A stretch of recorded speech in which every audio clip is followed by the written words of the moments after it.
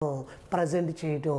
మన దగ్గర చెక్కు తీసుకున్న వారు ఏం చేశారు, ఆ మాస్టరే కదా ఇచ్చింది చెక్కు, మనకి మాస్టర్ గారి దగ్గర ఉన్నాయంటే బ్యాంకులో ఉన్నట్టే నిక్షేపంగా ఈరోజు కాదులే రేపు ఎల్లుండో లేదా 4 రోజులు అయిన తర్వాత మనకు అవసరం పడినప్పుడు తీసుకుందాంలే అనుకుని వారు బ్యాంకుకి వెళ్ళలేదు, ఈ చెక్కుపై సొమ్ము చెల్లించమని అడగలేదు. మనమేమో చెక్కు జారీ చేసాం, జారీ చేసిన వెంటనే బయట వాళ్ళకి డబ్బు ఇచ్చేస్తున్నాం కదా అని నగదు పుస్తకంలో క్రెడిట్ వైపు రాసేసుకున్నాం. ఓ 3,000 చెక్ ఇచ్చినట్టుగా క్రెడిట్ వైపు రాసేసుకున్నాం బై క్యాష్. కానీ చెక్కు తీసుకున్నవారు ఇంకా బ్యాంకుకి వెళ్ళి డబ్బు చెల్లించమని అడగలేదు, కాబట్టి పాస్ పుస్తకంలో ఏ విధమైన నమోదు కాలేదు. ఈ ప్రకారంగా మన నగదు పుస్తకంలో మన డబ్బు తగ్గిపోతుంది, పాస్ పుస్తకంలో ఏ మార్పు లేదు. ఈ కారణంగా 2 పుస్తకాల మధ్య వ్యత్యాసం ఏర్పడుతుంది. అలాగే జారీ చేయగా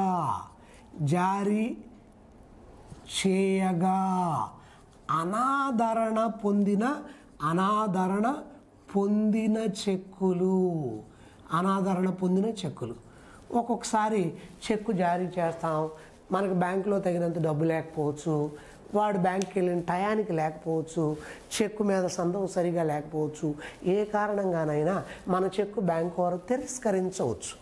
జారీ చేసిన వెంటనే మనం బయట వాళ్ళకి డబ్బు ఇచ్చేసాం కదా అని మన నగదు పుస్తకం ప్రకారం డబ్బు తగ్గించుకున్నాం, మరి ఆ చెక్కు చెల్లలేదు, బ్యాంకు వాళ్ళు చెల్లించలేదు, పాస్ పుస్తకంలో మార్పు లేదు. అంటే నగదు పుస్తకం తక్కువ ఉంది, పాస్ పుస్తకంలో మార్పు లేదు. కాబట్టి ఈ కారణం వల్ల కూడా 2 పుస్తకాల నిల్వల్లో తేడా వచ్చింది. మరి ఇంకొక రకం ఏంటంటే జారీ చేసి నగదు పుస్తకంలో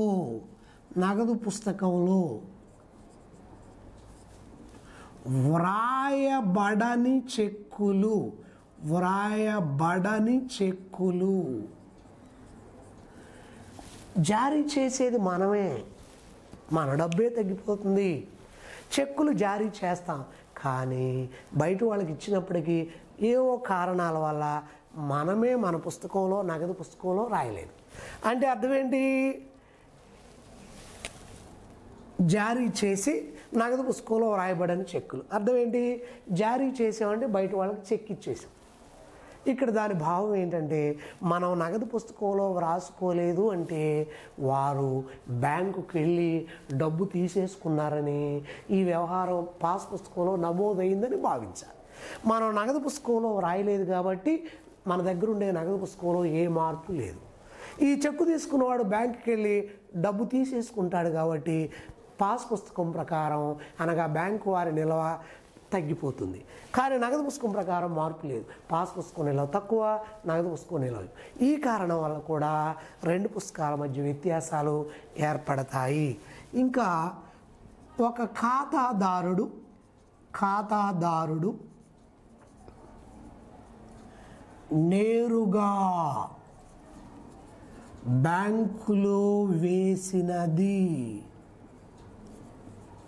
అంటే మనకు డబ్బు ఇవ్వాల్సిన మన ఖాతాదారుడు మనకు డబ్బు ఇవ్వడానికి అనేక సార్లు వచ్చాడు, మనం అతనికి దొరకలేదు. సరే మన బ్యాంకు ఖాతా నంబర్ తెలుసుకుని మన బ్యాంకులో నేరుగా వేసేసాడు. ఈ విషయం ఎవరికి తెలుసు, ముందుగా బ్యాంకర్కి తెలుసు. బ్యాంకర్ దగ్గర ఉండేది ఏంటి, పాస్ పుస్తకం. పాస్ పుస్తకంలో నమోదవుతుంది, పాస్ పుస్తకం ప్రకారం మన డబ్బు పెరుగుతుంది. మరి మనకి ఈ విషయం సకాలంలో ఈనాటికి తెలియలేదు. అంటే నగదు పుస్తకం ప్రకారం తక్కువ ఉంది, బ్యాంకు వారి పాస్ పుస్తకం ప్రకారం మన డబ్బు ఎక్కువ ఉంది. ఈ కారణం వల్ల కూడా 2 పుస్తకాలకు తేడాలు వస్తాయి. అలాగే బ్యాంకు వారు ఖాతాదారుని తరపున వసూలు చేసిన వడ్డీ డివిడెండ్లు ఏమన్నామండి, వడ్డీ డివిడెండ్.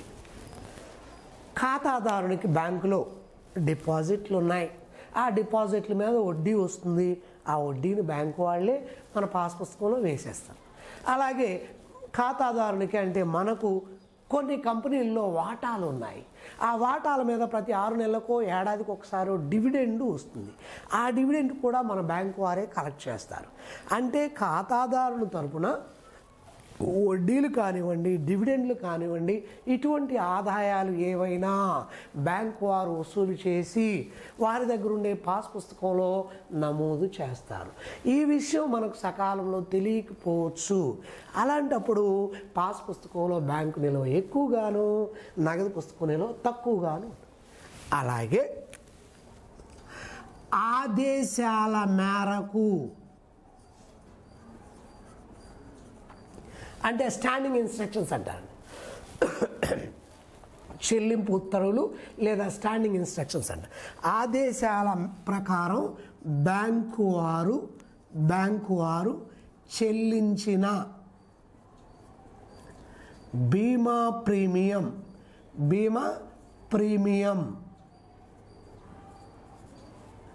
లేదా ఇంటి అద్దె లేదా స్కూలు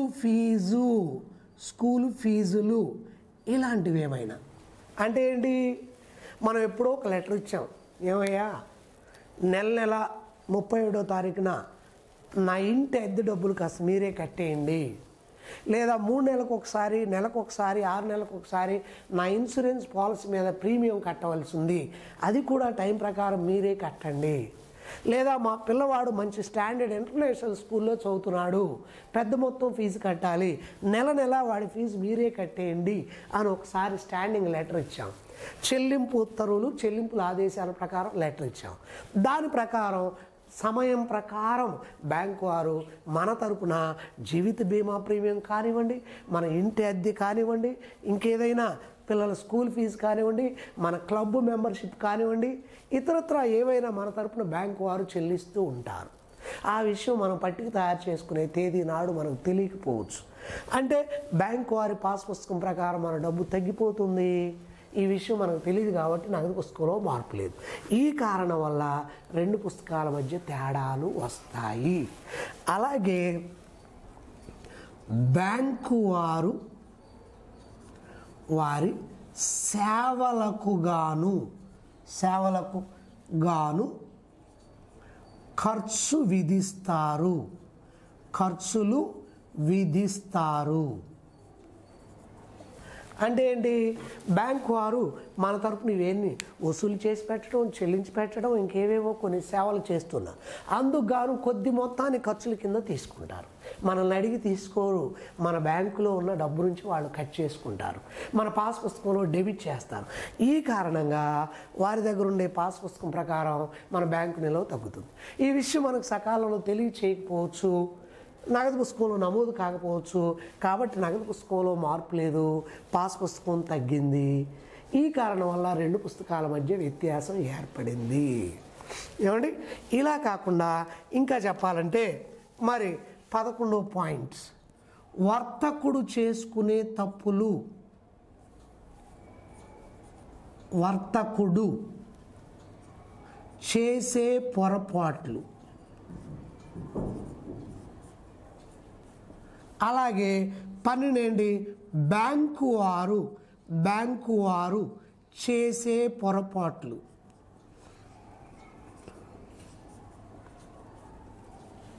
ఈ కారణంగా కూడా మనం తప్పుగా రాసుకోవచ్చు, అక్కడ సరిగా ఉండొచ్చు.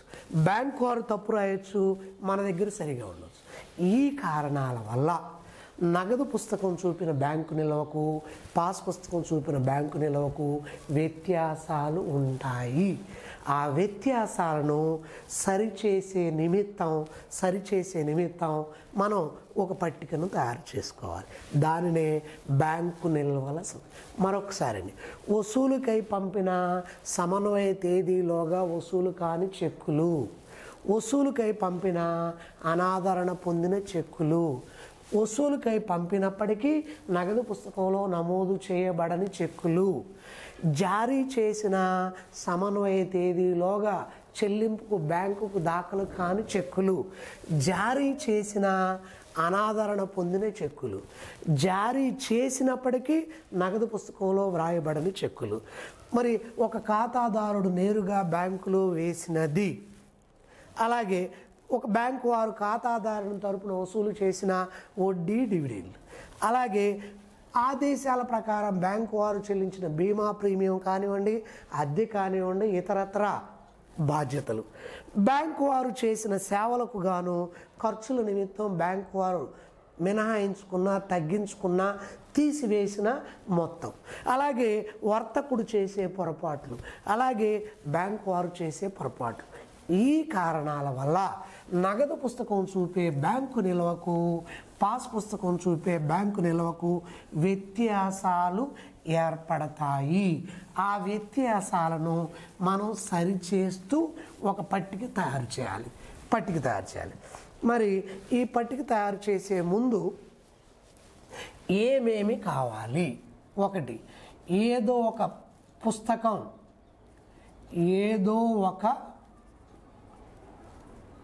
పుస్తకపు నిల్వ కావాలి. ఏదో ఒక పుస్తకపు నిల్వ కావాలి. అలాగే మరి తేడాలకు గల కారణాలు కావాలి. మరి ఒక తేదీ కావాలి. ఈ మూడు అంశాలు ఏమిటి? ఏదో ఒక పుస్తకపు నిల్వ ఇవ్వాలి. రెండు పుస్తకాల నిల్వలకు తేడాలు ఏర్పడడానికి గల కారణాలు ఏమిటో అవి కూడా ఇవ్వాలి. ఒక నిర్దిష్టమైన తేదీని తెలియచేయాలి. ఈ మూడు అంశాలు మనకిచ్చినట్లయితే మనము లెక్కను సాల్వ్ చేయవచ్చు. అలాగే ఈ లెక్కను కూడా మరి ఏమంటామండి? అనుకూల నిల్వ ఇచ్చినప్పుడు రెండు రకాలు. ఏ నగదు పుస్తకం ప్రకారం ప్రారంభించినప్పుడు నగదు పుస్తకం ప్రకారం ప్రారంభం. బి పాస్ పుస్తకం ప్రకారం ప్రారంభం. పాస్ పుస్తకం ప్రకారం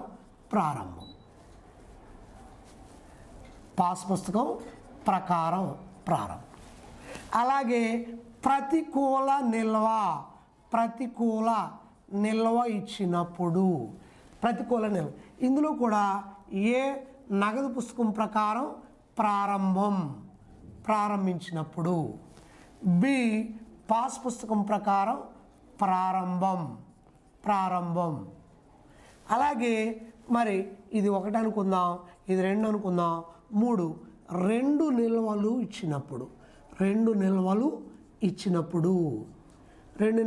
ఇచ్చినప్పుడు అంటే ఏమిటి? రెండు నిల్వలు ఇచ్చినప్పుడు, మళ్ళీ రెండు నిల్వలు ఇచ్చినప్పుడు ఏ ఒకే కాలానికి, రెండు నిల్వలు ఒకే కాలానికి చెందినవి. మరి బి ఏంటి? వేరు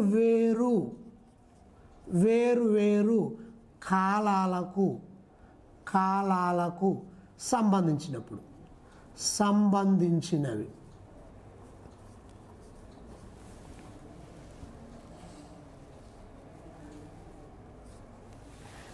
ఏమనండి?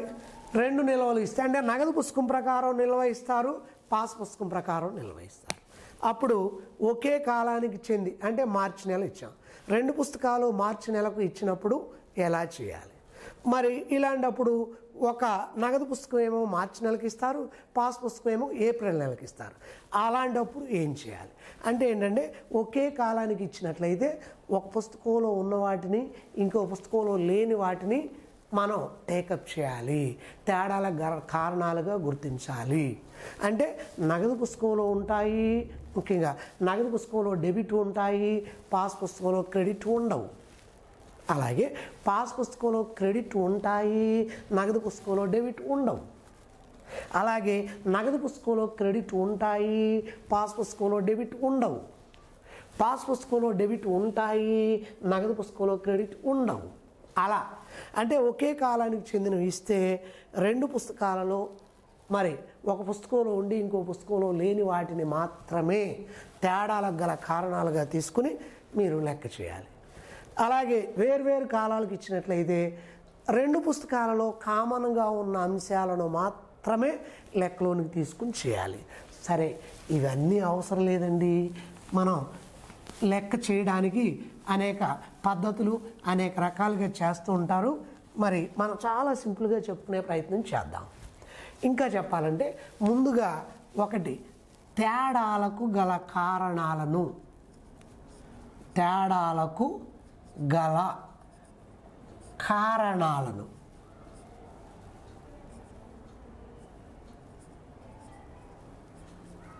తెలుసుకోవాలి. 2, నగదు పుస్తకంలో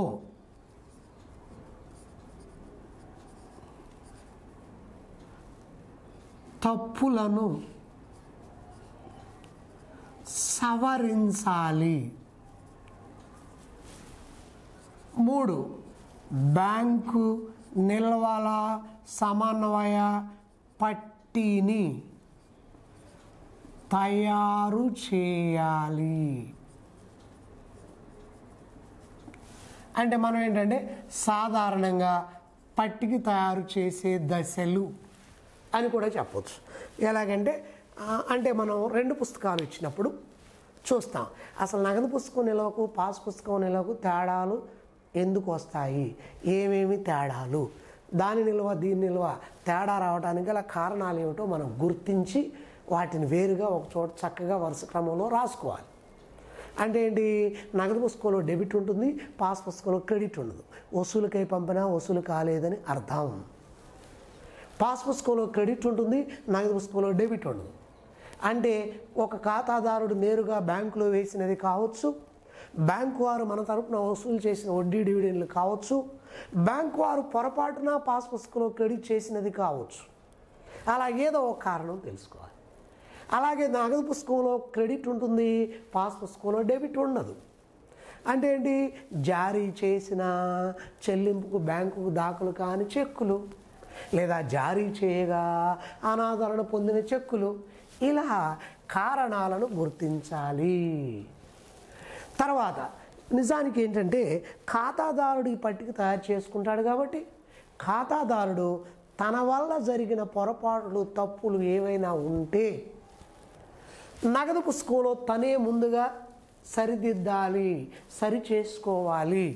అంటే నగదు పుస్తకంలో ఉన్న తప్పులను తనే సవరించుకోవాలి. అంటే తన ద్వారా జరిగిన తప్పులను తను సరిదిద్దుకోవాలి. ఆ తరువాత మిగిలిన వ్యత్యాసాలతో బ్యాంకు నిల్వల సమన్వయ పట్టీని తయారు చేయాలి. బ్యాంకు నిల్వల సమన్వయ పట్టీని తయారు చేయాలి. అంటే బ్యాంకు నిల్వల సమన్వయ పట్టీని తయారు చేయడంలో స్టెప్స్ అని ఈ విధంగా వీటిని చెప్పుకోవచ్చు. మరి నేను నా వ్యక్తిగతంగా సొంతంగా ఓ 4 మాటలు చెప్తాను, జాగ్రత్తగా వినాలి. లెక్క తయారు చేసే ముందు ముఖ్యంగా గమనించవలసిన అంశము ఏమిటి అంటే గమనికలు లేదా సూచికలు. ఒకటి ముందేంటి, ఏ పుస్తకం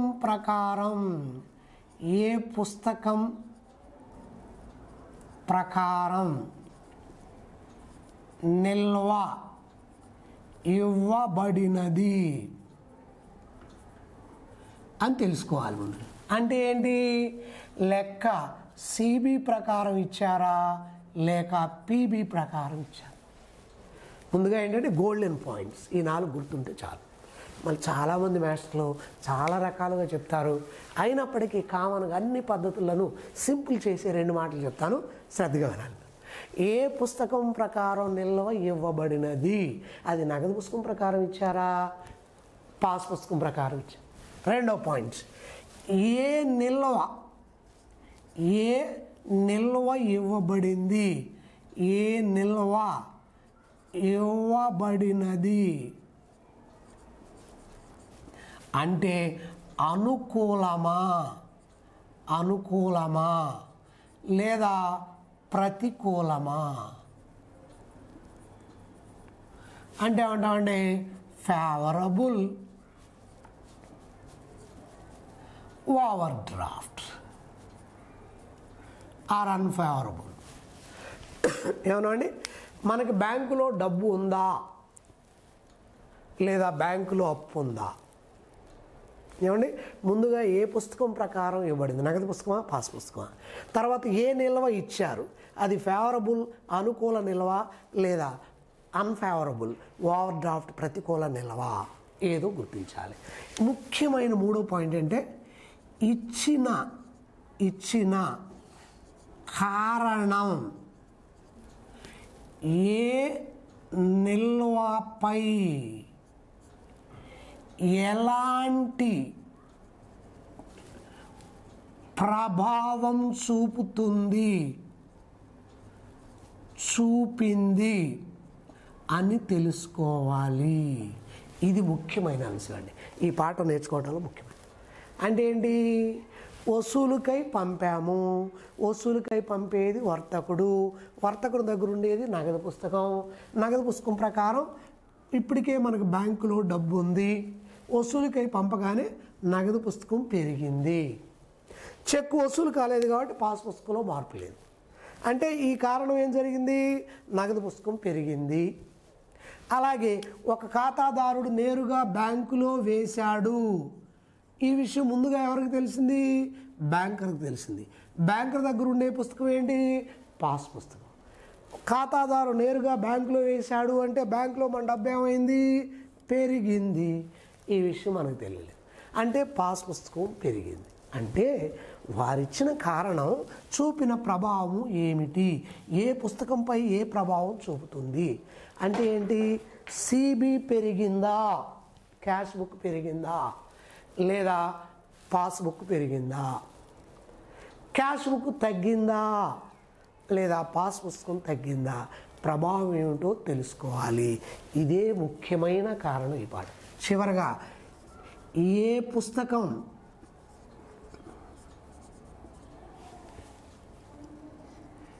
నిల్వను ప్రారంభపు నిల్వగా తీసుకున్నావు ఆ పుస్తకానికి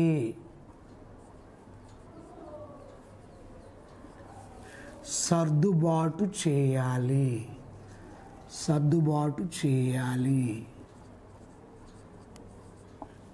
ఇది చాలా ముఖ్యమైన పాయింట్. అంటే మొదటి 2 పాయింట్లు ఈజీగానే ఉంటాయి. ఏ పుస్తకం ప్రకారం లెక్కిచ్చారు, ఏ నిల్వ ఇచ్చారు అని. మరి తర్వాత ఈ ప్రభావం ఏంటో తెలుసుకోవాలి. ఏ పుస్తకం పెరిగింది, ఏ పుస్తకం తగ్గింది. ఇక్కడ నువ్వు నగదు పుస్తకం ప్రకారం ప్రారంభం నిల్వ తీసుకున్నావా? ఏది పెరిగినా ఏది తగ్గినా నగదు పుస్తకాన్నే కదపాలి, నగదు పుస్తకానికే కూడాలి లేదా తీసివేయాలి. నువ్వే పుస్తకం నిల్వను ప్రారంభపు నిల్వగా తీసుకున్నావు ఆ పుస్తకానికే సర్దుబాటు చేయాలి. ఈ 2 పాయింట్లు గట్టిగా గుర్తుంచుకుంటే ఈ లెక్క సింపుల్. ఏమన్నా అండి? ఇచ్చిన కారణం ఏ నిల్వపై ఎలాంటి ప్రభావం చూపుతుంది. ఇప్పుడు ఏ పుస్తకపు నిల్వను ప్రారంభపు నిల్వగా తీసుకున్నావు ఆ పుస్తకానికే సర్దుబాటు చేయాలి.